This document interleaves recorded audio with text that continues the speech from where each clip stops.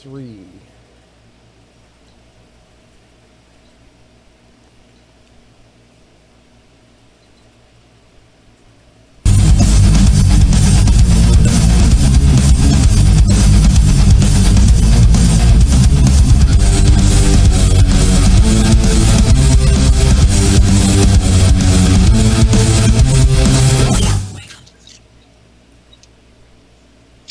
Hey guys, Savage Joy here with the Unruly Hour with Uphill Media.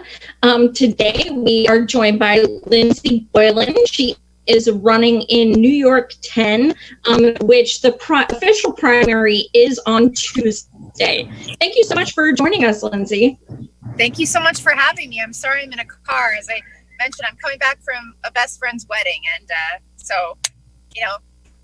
that's how we're doing it today. It happens. I mean, we are down to the wire with your primary. So, usually it happens every primary season that I'm just kind of squeezing people in at the last minute. But that's how you get the vote out. So it's all good. So I was looking at your Twitter. We follow each other.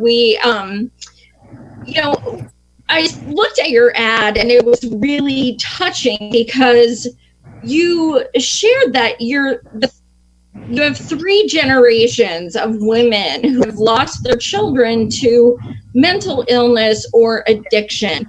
And, basically those of us who want Medicare for all, that kind of resonates with us. So do you want to kind of share a little bit about how that has shaped you?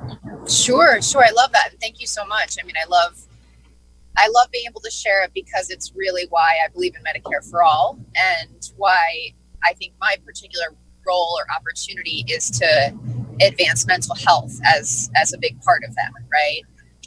So as you mentioned, I try to be as open as possible. I come from 3 generations of women who've lost custody of their kids because of mental illness and addiction. My grandmother, who then later lived with my family in life, later on in life. So very much knew the whole story about all the challenges that her life presented and for multi-generations. My aunt lost custody of her kids and she came to live with us. Unfortunately, she committed suicide at our home when I was a little girl, and I was the last one to see her alive. And then my sister as well. And you don't always, I think all of us have different approaches to where we come from, but sometimes we spend the first part, like I had this great, a friend who told me this quote that had a lot of wisdom. You spend maybe the first 30 years of your life trying to get somewhere, learn a lot more, and then maybe you spend the next 30 years of your life kind of break down what it all meant. And for me, getting in public office is really a way for me to help change the course of history for other people's families with respect to mental health. And there's no question that what happened to my grandmother influenced the way that my mom was raised, influenced the way that my aunt was raised, influenced the way that I was raised, influenced the way my sister was raised, influenced the way my nieces were raised. And, I always wanted to try and fix things. And in many cases, you can't fix the past, but you can change the future. And so I speak about that to show how much I genuinely care, but also to destigmatize this idea that mental health and mental illness and depression and anxiety and any number of mental illnesses that people face are somehow somewhere else. There's somehow things that don't happen to politicians or they don't happen to public figures, because it absolutely was a huge marker for my whole childhood. And it's also part of the reason why I talk about seeing my therapist and how much she helps me navigate, pre-existing trauma, how you deal with running for office and everything. And so it's just such a big part of my life. And I love that I can use it in a way to have something good come out of something that, at least for me, was pretty challenging growing up. And that is why I am eternally committed to and really believe in Medicare for all, especially mental health access. Everyone should be able to see a therapist. Everyone should have access to community-based solutions for the challenges they face. And everyone should have access to, the cutting edge research that we have on how to help people now more than ever. And I can go on and on about this, but I know it's not the me show. It's us having a conversation. So I'm glad you asked. Well, no, I mean, most of our viewers are most passionate about Medicare for all. Especially we're in a freaking pandemic. Yes. People who still aren't on board, it blows my mind. But one of the things that I really love about your website is it actually handles, it has this separate section for mental health and Medicare for all. Yes. I rarely see that, and it is so important to distinguish that it is its own issue, essentially, and we need to, work on that as a whole as well. Yes. So that definitely stood out to me. Yeah, and for me, and I love that you brought up this pandemic, because this is one of a small handful of issues we're facing that is going to absolutely change the trajectory of our country, and I think ultimately will get us to Medicare for all. But our health crisis, physical and mental, didn't begin in this pandemic, right? The number of lives lost is actually much worse, absolutely, because we don't have Medicare for all. And our mental health crisis, we had one before this, and now it's also a pandemic. I mean, more people in Manhattan, which I'll hopefully represent, are Googling before this crisis anxiety, depression, and therapy than gun control, climate change, and plumber combined. And that's not to minimize those issues. It's just to say we already had a huge crisis that didn't have a solution, because most people can't afford therapy, and because most people have grown up in a culture that's even too stigmatized to even talk about these issues. And this is the moment, as painful as this moment is for so many people, this is the moment for change, which is why there's so many of us that are becoming more aggressive, that are becoming more animated, that are becoming more focused, because we don't get to choose the moment that things change and that the world's trajectory changes. The moments choose us, right? And that's, I think, where we are. Absolutely. As a New Yorker, I've seen some of your posts just saying, like, you can't believe that Congress is like on a hiatus when people got $1,200 and that's it. And we're New York as well as the country just is not doing as much as they can to help people, especially those who are unemployed, without insurance, kids, all of that. I know you did work for Governor Cuomo. Well, how do you think he's handling what is transpiring with the pandemic? I will say, I think that in the vacuum of leadership that we've had at every level of government, local, state, and federal, especially federal, there was a particular moment where even communicating was a positive step, right? So I do appreciate that he got on TV every day, that he showed a PowerPoint that at least presented facts. That I will be eternally grateful for.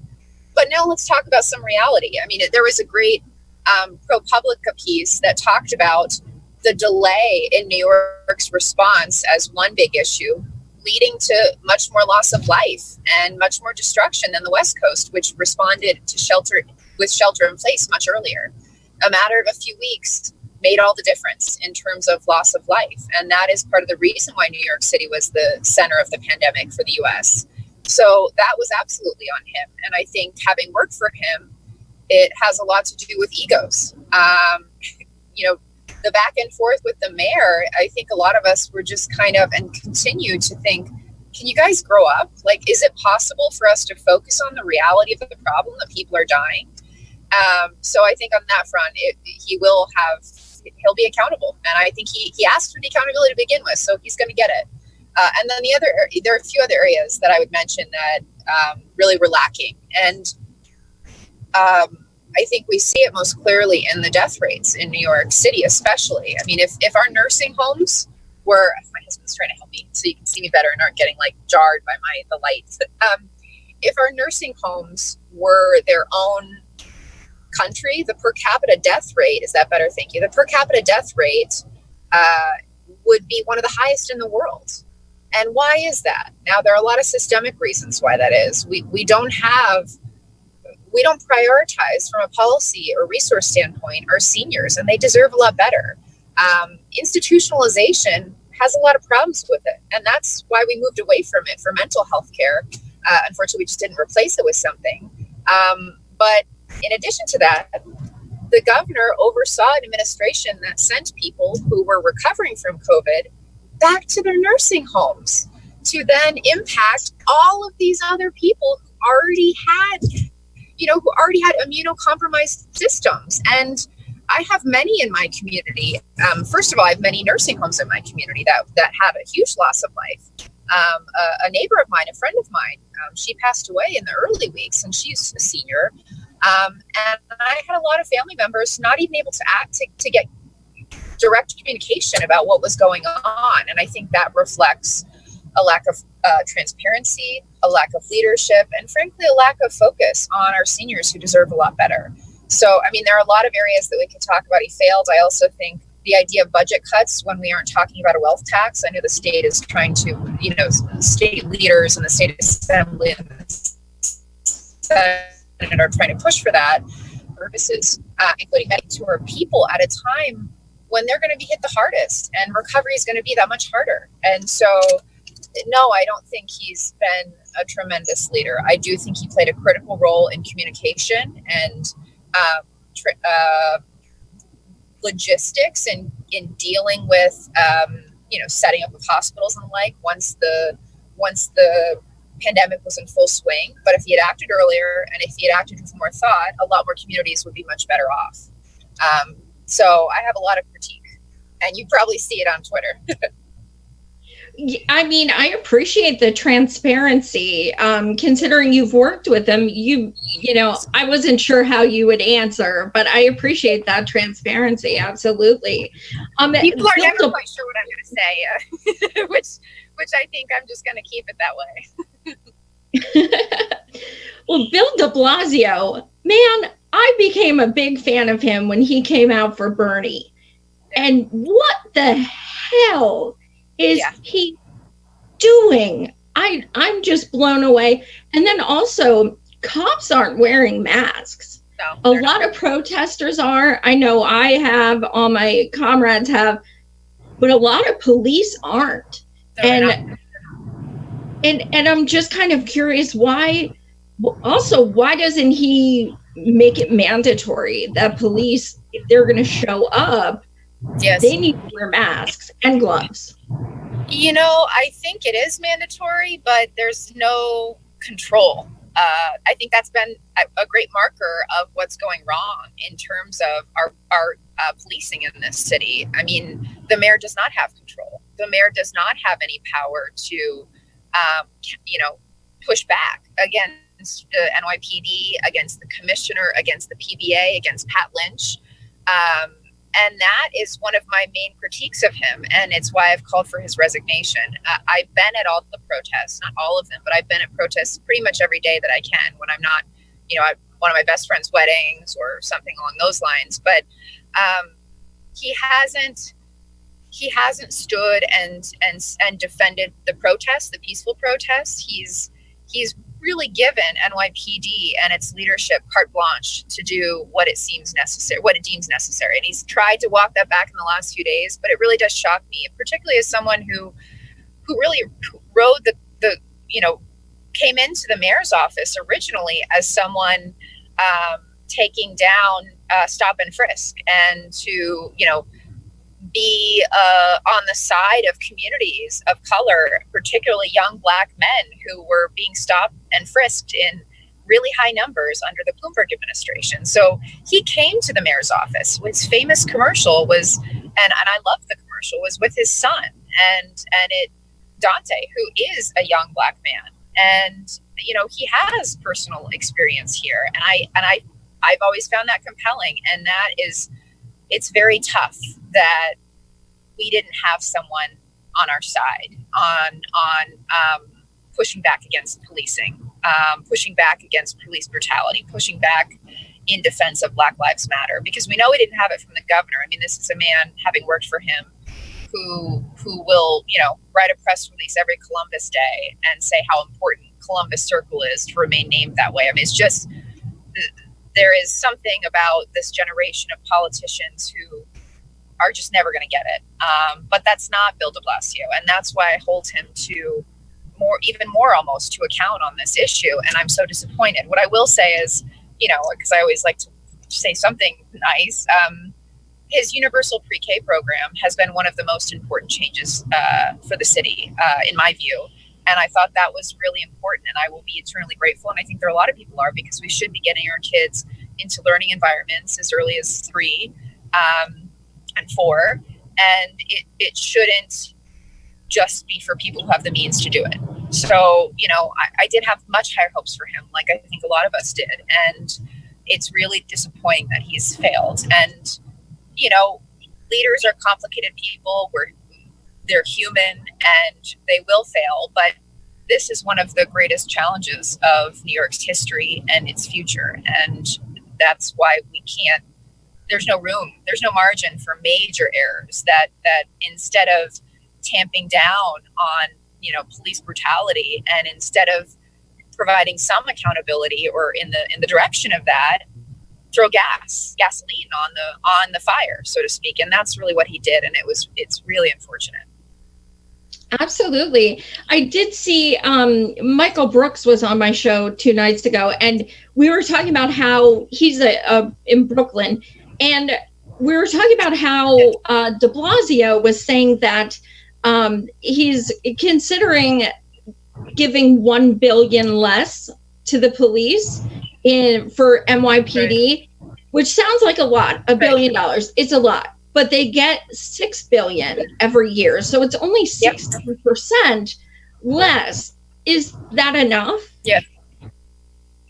No, it's not enough. I do support that as a starting point. I think it's a good starting point, but I'm completely in support of the defund NYPD movement. And I do think the more I see and the more I hear and the more I listen, it's very hard to reform police departments from where we stand. We have to have a much more significant, impactful break from the way we've been policing. I mean, just a few thoughts on that. In January, just when this new commissioner, he's not new anymore, Commissioner Shea came into, the role, he wasn't living in New York City. And he found the PD, police department,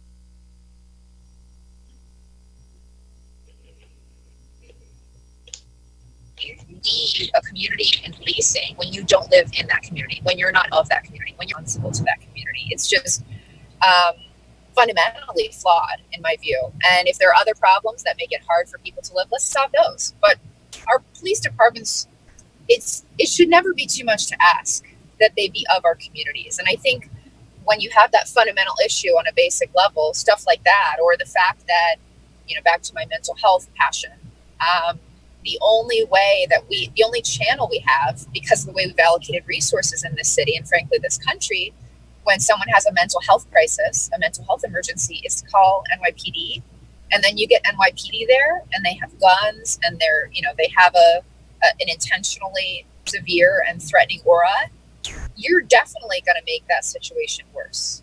And I can tell you, I bet a lot of police officers don't want to be in that position because they know that their presence is making it worse in many cases. And we haven't given a viable option. And when we talk about the $1 billion, taking it out of the almost $6 billion budget, it's a lot of areas like this, in terms of mental health emergencies, in terms of community, community organizations that could be doing a lot of the work that we now just allocate to the police department because its power is unchecked and its accountability is non-existent. So I think it's a good starting point, but it's certainly not enough. Absolutely. I digress a bit, but you do have on your platform decriminalizing sex work. Yes. My girl, Lauren Ashcraft, I've had on a few times. She has that on her platform as well. She was like the first candidate I had who actually came out and said it. And it's awesome you have that. what are your reasons behind that?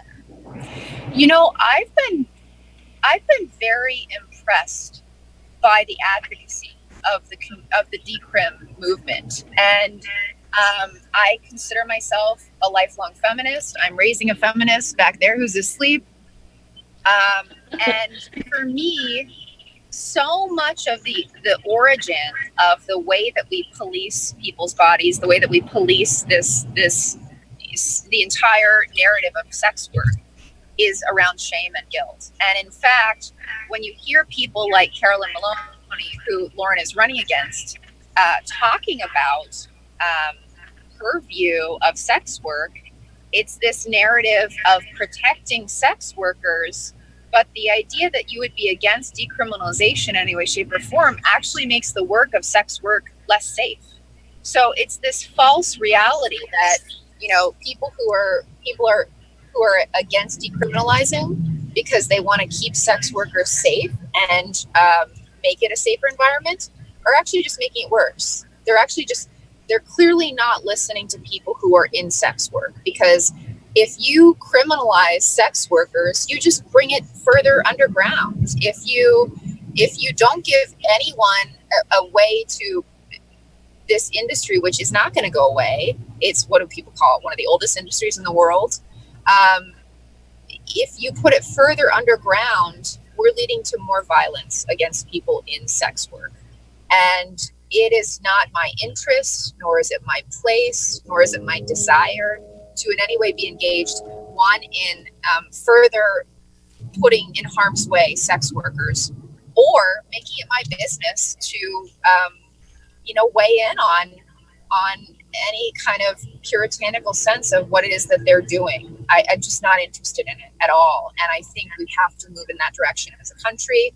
I've also been, it intersects with so many other movements right now, especially, I mean, in terms of women's rights, in terms of trans rights. I mean, a big part of the reason why there have been an increasing number of Black trans people who have died is because they're being over-policed. There's a fair number of people in the sex work industry, and they're being maligned. Anytime we're maligning and attacking a group of people for who they are or what they do, we're losing. And I'm fully supportive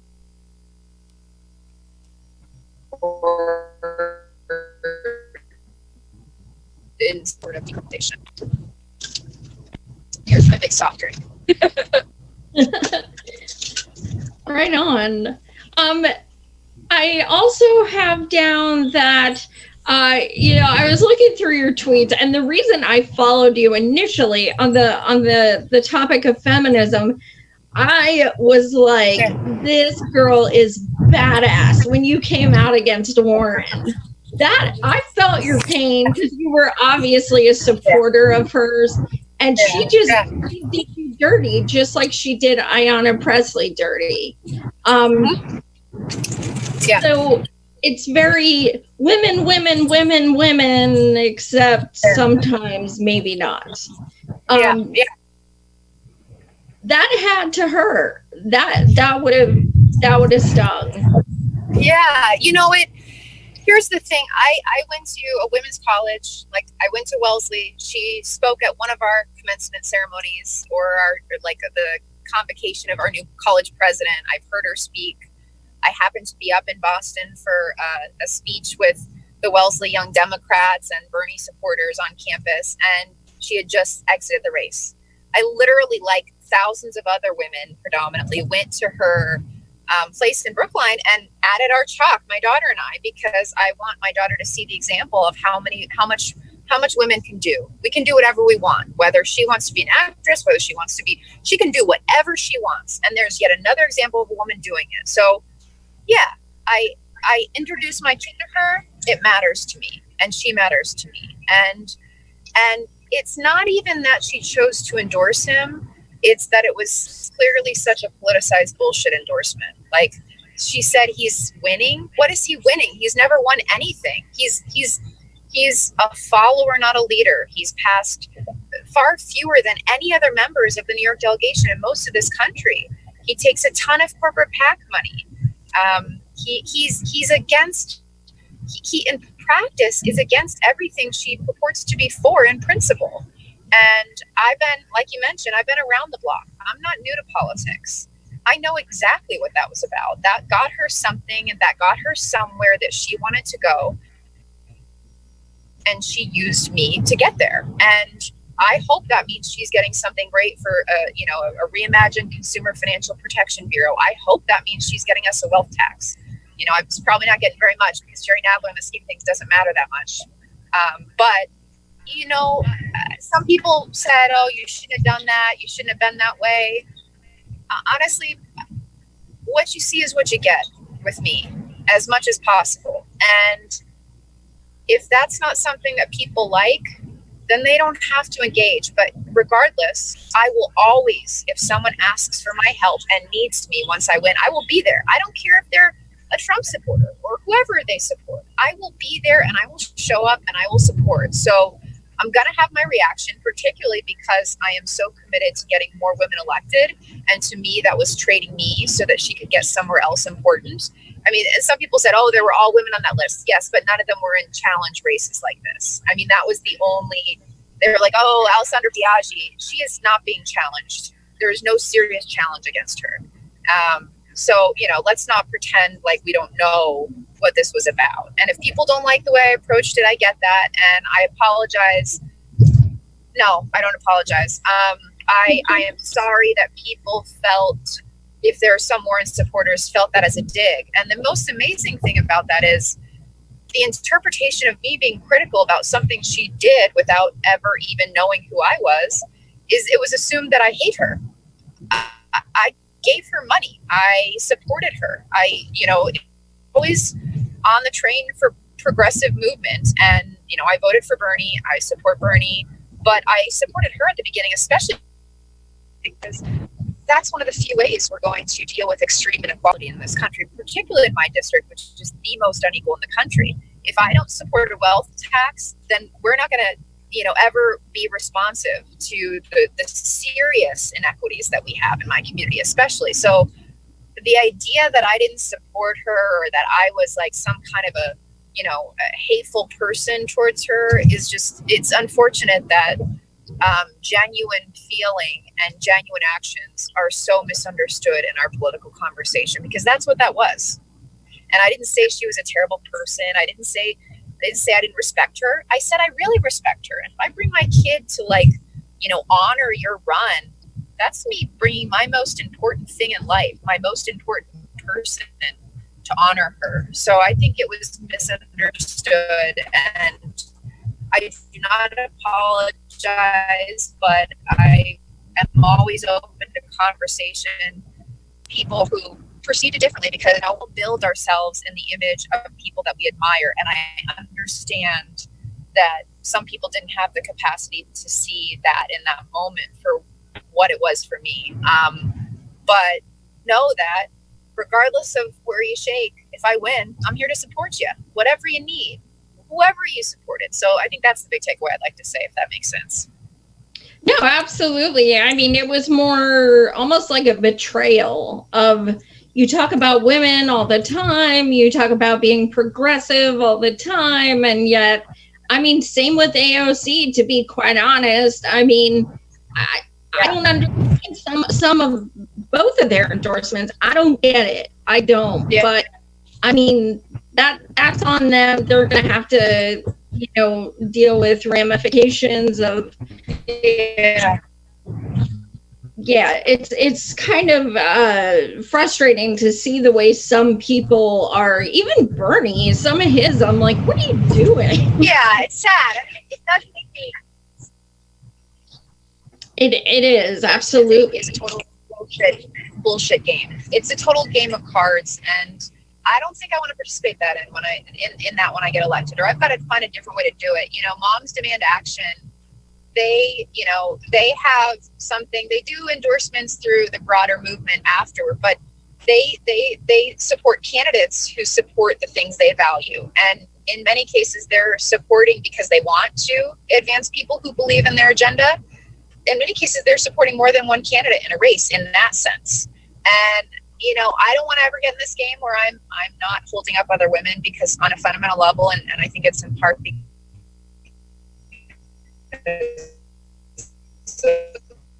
the story I told you about where I come from, there was a lot of women who I saw a lot of tragedy and so my whole life has been about the tragedy for all these women. I mean, like, my aunt killed herself, and I was the last one to see her, and that's just heartbreaking to me. And for me, it turned into, in part, this life that it really is fundamentally important for me to advance other women. So if it means that when I get into office, I'm going to do something that fundamentally may harm other women that are in the same belief system I am, then I'm going to opt out. I'm going to opt out.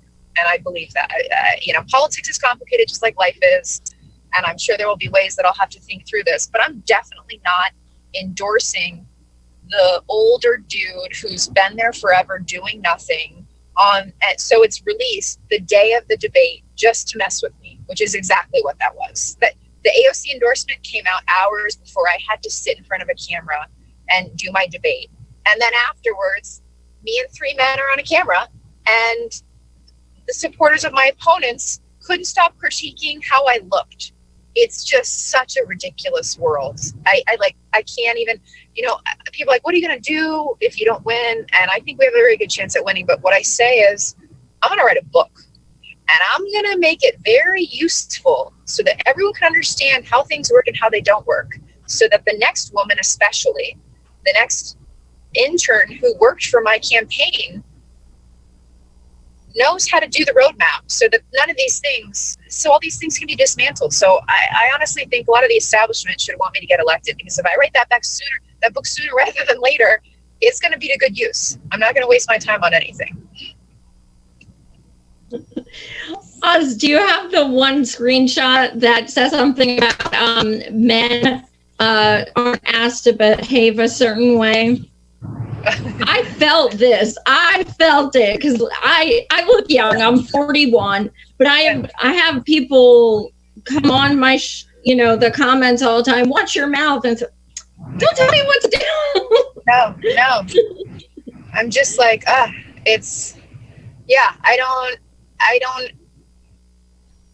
don't even know what to say about that. I mean, I'll say so that when, especially some young woman watching this, or anyone who feels like they're being maligned just for like having facial expressions or anything used against them, instead of listening to the words that I said about actually meeting all of these people in the debate, like clearly,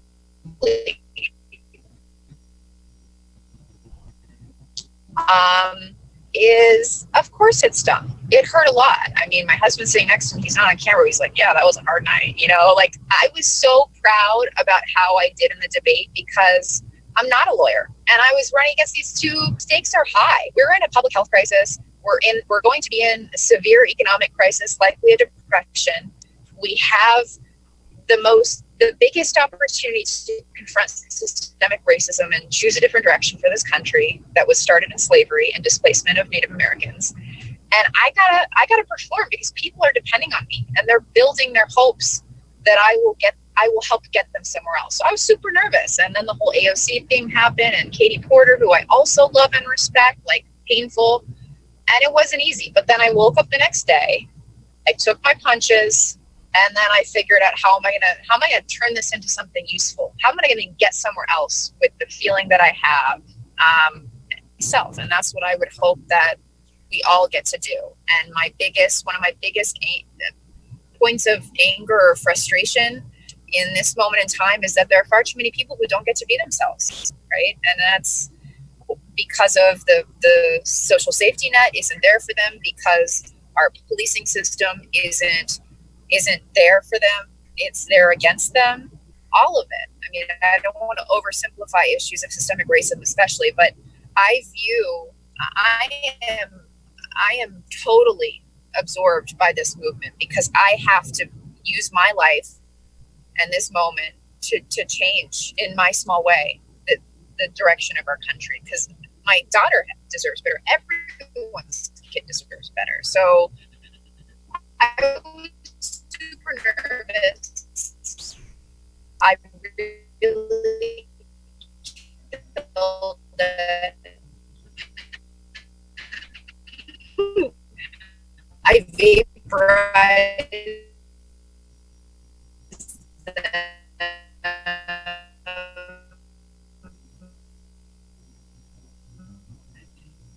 I did.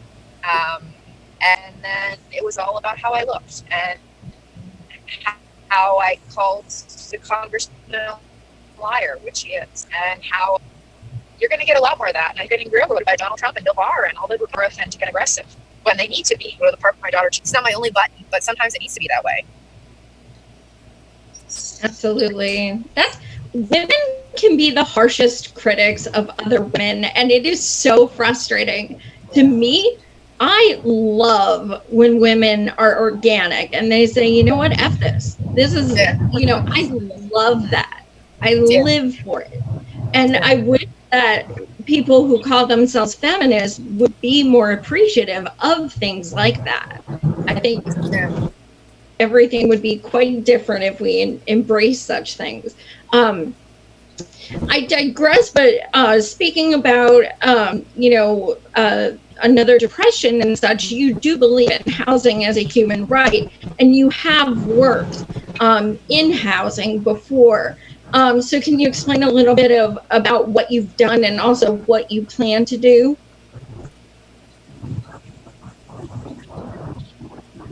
Yes. Absolutely. Fundamentally, housing is human right. And just to, try to make it crisis, this is the most unequal district in the country. And how do we experience that? About 15% of our people are on SNAP benefits. But more deeply than that, about a third of our people were severely rent burdened, which meant if they had one bad month, they could be out of their apartment, or they would be out of their apartment. Now, fast forward to this public health crisis. We've had now 3 bad months where, no one could assume that their world was going to be the way it had been. And a lot of people weren't getting the money they needed. That is the furthest thing from how the world should be, that we should be putting people in harm's way, that we should have 100,000 students, kids in our city homeless on an annual basis right now. That is unfathomable. I mean, in fact, one of the reasons why they waited so long to close the city schools, supposedly, was because they weren't sure how our 100,000 chronically housing insecure kids were going to get a meal, or how they were going to wash their clothes.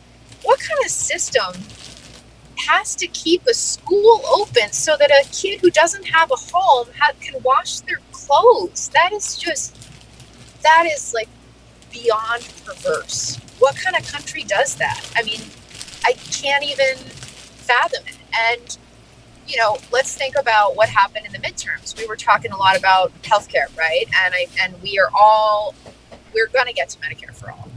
We're going to get there. I really do believe it. This public health crisis, we don't know how soon it will happen, but I think fundamentally we're going to be thinking differently about healthcare in this country and how many people could have been saved and can be saved by it. Same has got to be true about housing. I mean, there is no reason why we can't provide housing to all of our people, and there's no reason why it shouldn't be better quality. Just anecdotally on some of the things, specific programs, and I was the economic development secretary for the state, but in my last year working for the state, that also meant I took on the housing portfolio, which is how do we support public housing, how do we support supportive housing, how do we support all the housing initiatives that the state does to support directly or indirectly through municipalities like New York City. And NYCHA, which is New York City's public housing, we have about 600,000 people living there, and they're living in inhumane conditions. That is not housing that has been kept up to standards that are humane. I was on Friday, one of the first days that we've been out, in masks, of course, talking to people. I was dripping sweat walking up the stairs of NYCHA because their ventilation in a lot of the buildings are just so bad. And that is the better reality, because in winter, a bunch of NYCHA buildings have no heat or hot water. I mean, this is not the way a fair democracy should ever work, and especially not the wealthiest one in the world. We have to fully fund NYCHA as a starting point. And the way to do that isn't to privatize or create market rate housing on land that should be for playgrounds or for the future of senior housing and public housing or affordable housing or workforce housing. I mean, the only reason why we even have any diversity, and it's not just, let's say, the wealthiest district in the country, is because there are programs and housing complexes that have legacies of actually providing affordable, low-cost housing for people. And we've totally gotten out of that business. And it's probably the most fundamentally important thing we can do to impact almost everything else, whether it be education, whether it be mental health, whether it be health, broad health of our people. We need someone who's housing is a central human right to be in Congress. And that's who I'm going to be. I mean, I had to deal with public housing. I had to deal with Section 8 housing vouchers. We don't have nearly enough of them. I had to deal with how we incentivize low-income housing. Basically, our workforce housing and affordable housing programs are really non-existent for our population. And if we ever want to come up with a more equitable society, we're going to have to invest deeply in housing. And we're going to have to do it again. I mean, and just from a standpoint of experiencing my community now and 3 months in, you go out at night when it's dark and you walk one block and there are no lights on because no one's here. And then you walk a different block and all the lights are on. And that absolutely has everything to do with socioeconomic background. And that is completely messed up, completely. Not only is it extremely unequal and unfair, it's also going to lead to, and is already leading to, a destructive democracy. Like, we can't have that and continue to operate. And we're seeing that. It's a part of the protest because, even to make it related to systemic racism, our housing policies, like the famous Levittown, I started my career in urban planning, that got middle-class people housing and got them mortgages and got them wealth by investing in their homes, was only for white people. It's only for white people. And instead, we had a whole different box of solutions or tools, so to speak, if you weren't white. And it was mostly redlining. It was mostly not providing mortgages. It was mostly not providing adequate housing, not providing adequate space. All of the things that we shouldn't do, we applied to our communities of color. And all the things we aspirationally wanted, we applied to our white communities. And that was in housing policy. So all of these things are interconnected. And I'm going to be that person, like with mental health care, that is going to find every dollar, going to find every opportunity, and going to think big on housing. And frankly, we're going to need to invest heavily in some version of a New Deal after this crisis, probably after the next president gets elected, my assumption is, because, Trump isn't going to, this whole thing is going nowhere fast with all our leaders in Washington. But housing is going to have to be a huge part of that, in my view. I see some questions about green energy and Sure. things like that. I do see that on your platform you do support a Green New Deal. Yes. Can you kind of address, like, what are, a few of your favorite things about that, what you hope to happen? Sure. So, one thing to know about my district is it's all coastline. So it's basically, I would say it probably is more coastline than any other district in the country. That's basically all I have. It's lower Manhattan, it's the west side of Manhattan coastline, and then it's the coastline of Brooklyn, basically, and a bit internally in Brooklyn. But we are front and center for the next climate disaster, and we were front and center for Hurricane Sandy. I came back from my honeymoon, and we didn't have power for a week. Boy, that felt like a lot then. Of course, now things are all different, but, we were in I Am Legend. It really felt like that, and I was living in our community, and it was totally clear that our government was completely ill-equipped for the infrastructure challenge of extreme climate-related disasters, and that the response was going to be terrible too. I'm totally supportive of Green New Deal. The thing I think I bring to the table is not only robust and passionate support for this. I'm a mom, my kid's in the back sleeping. I care about the future, not for myself, but for her and her whole generation. But our most vulnerable communities are hit the hardest by climate-related disasters. And that's what I saw working for the state. So, two things, and experience-wise that connects to your question. When I worked for the state and I worked for the governor, I oversaw the state's recovery work in Puerto Rico after Hurricane Maria.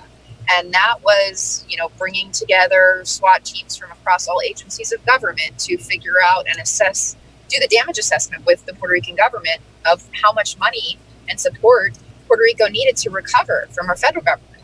And we did a great job all working together. But what I realized was our federal government is completely bankrupt in terms of its ability to actually help.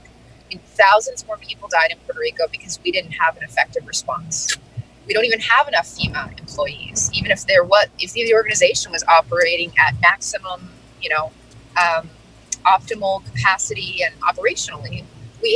We're far outstripped in terms of the needs we have. And then you had, in an appropriations process, Puerto Rico fighting against flooding in Texas, forest fires in California, and 9/11 Victims Compensation Fund. How does any of that make sense? How does any of that create a new opportunity to deal with and more equitably support people in climate-related disasters? It's just totally ineffective and totally unacceptable. And the other thing I did when I worked today was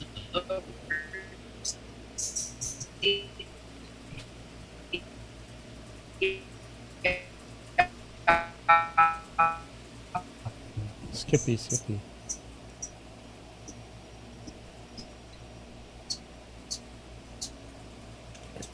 Let's let her catch back up there, Joy.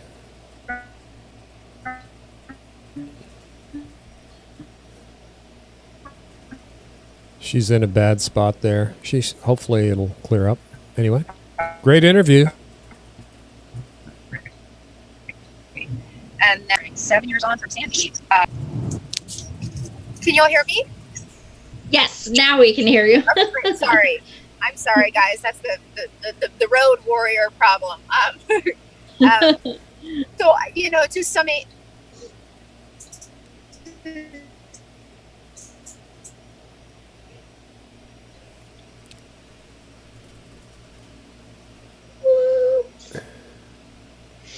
yeah.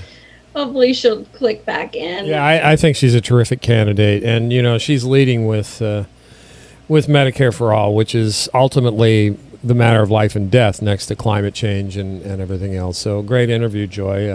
Let's give her some time here. We've about minute 49. Everybody in the chat, been a great chat going on there. Did you want to say some things about Lindsey's responses on these things? I'm really surprised by her. Yeah, she's trying to come back in. She's fighting her way back in. She's a-coming. We lost her completely. There's ugly old Oz there. Okay. Oz will sit in and we'll watch for her to come back.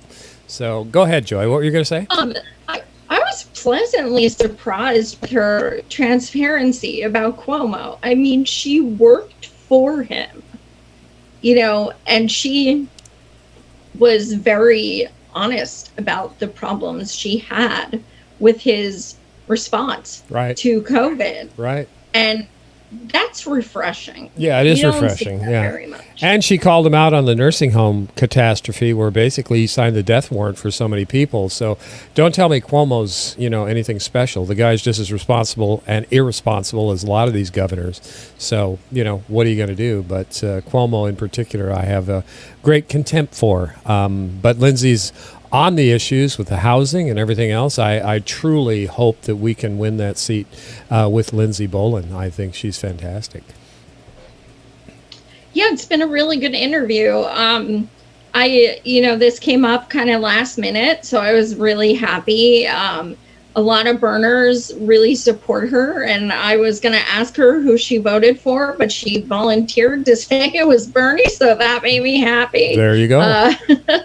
Because also, on that note, we need everyone to acknowledge that while, mail-in voting has been happening for a few weeks, Bernie on the ballot Tuesday is the official primary.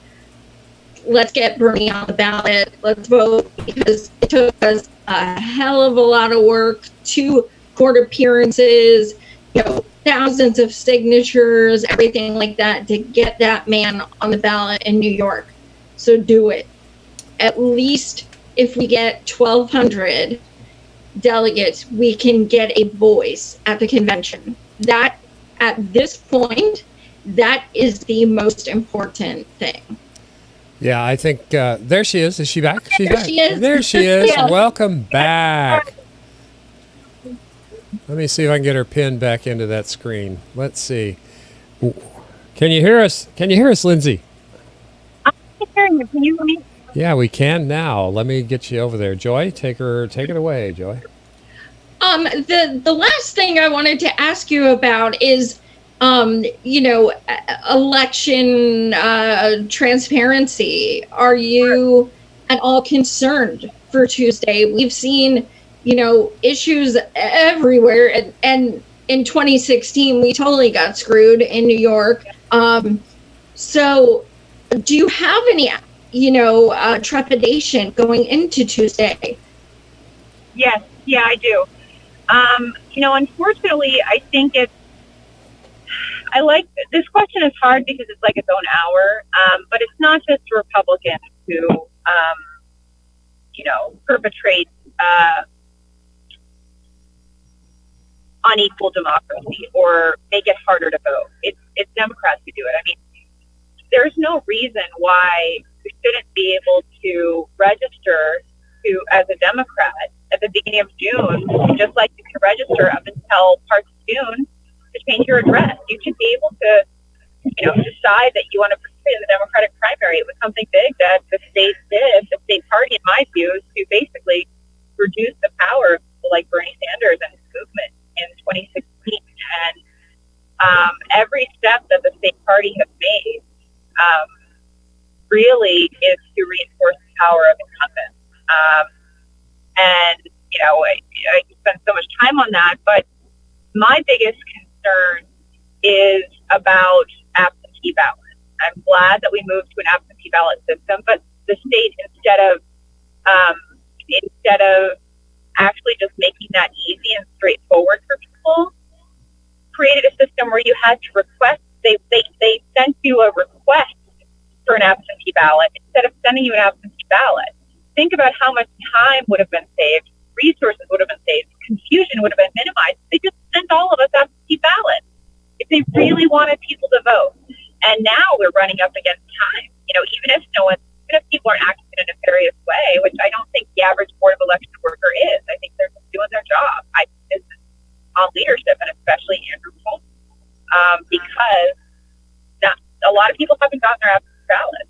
They requested it, they're online or they filled out that form for an absentee ballot. And there are a lot of people who aren't even in the city right now for any number of reasons. So they're literally not going to be able to vote. So it's not that I think poll workers are doing something wrong. It's not, and I read the Mueller report, it's not that, we have as much here in other states,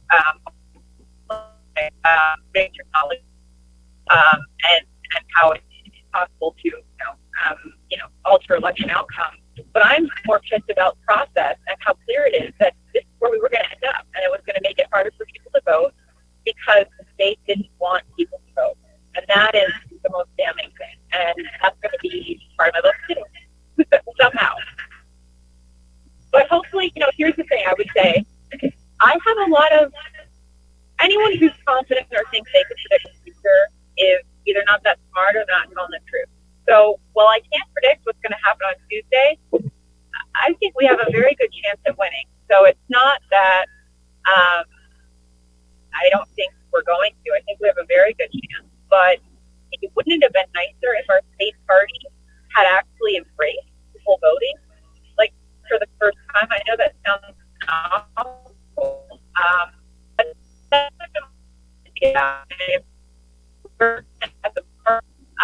Push for absentee ballots and push for enhanced democracy and all these things that are important. We should be willing to change those things at a local level. We should stop gerrymandering our districts.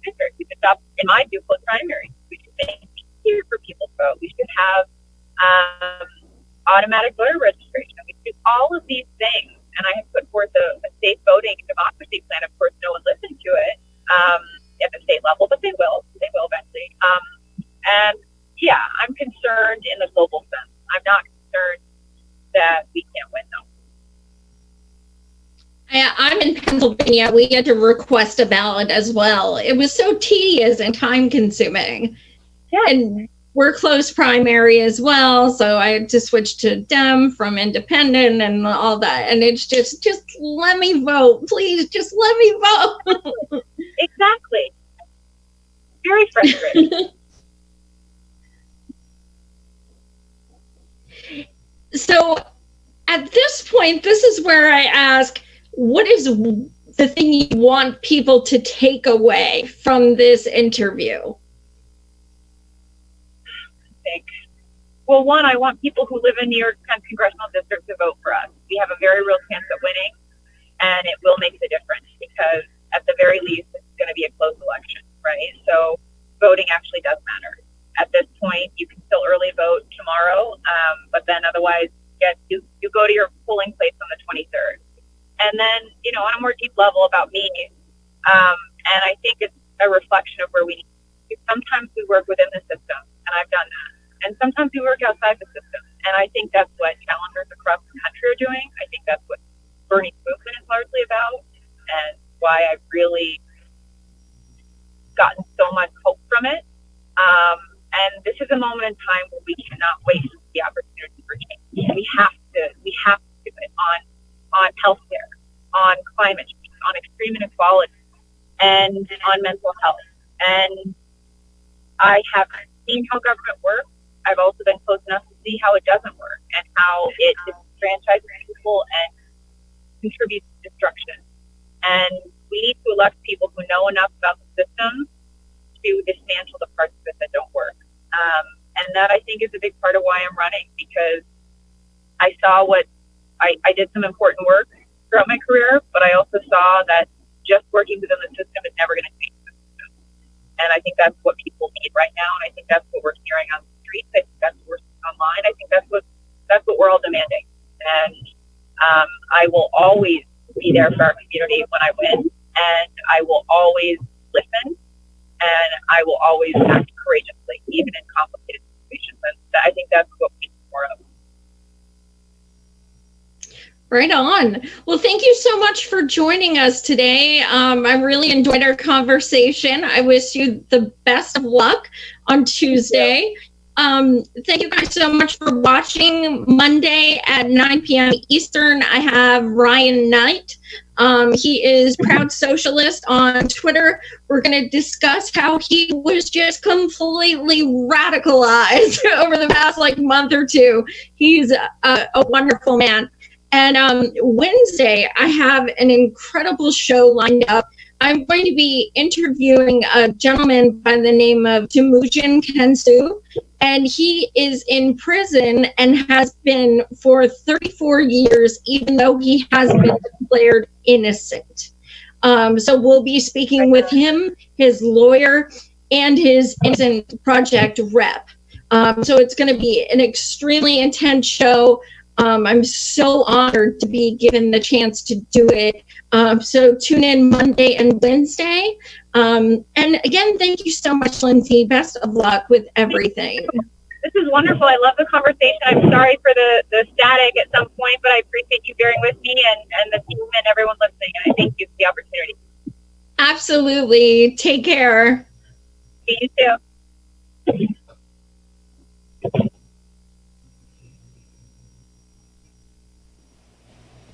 What are we going to go out with, Joy? We are going to go out with, I never heard of this woman, but I Googled cover songs because that's what we have to use. So this is a cover of Helena by My Chemical Romance, and it's got very beautiful lyrics. Okay. Thank you, Joy. Great interview. We'll see you Monday, right, with Ryan Knight. Yep. Okay. Thanks again. Thanks, everybody, for tuning in. And here we go with you. Helena, My Chemical Romance. Long ago, just like the hearse you tied together in a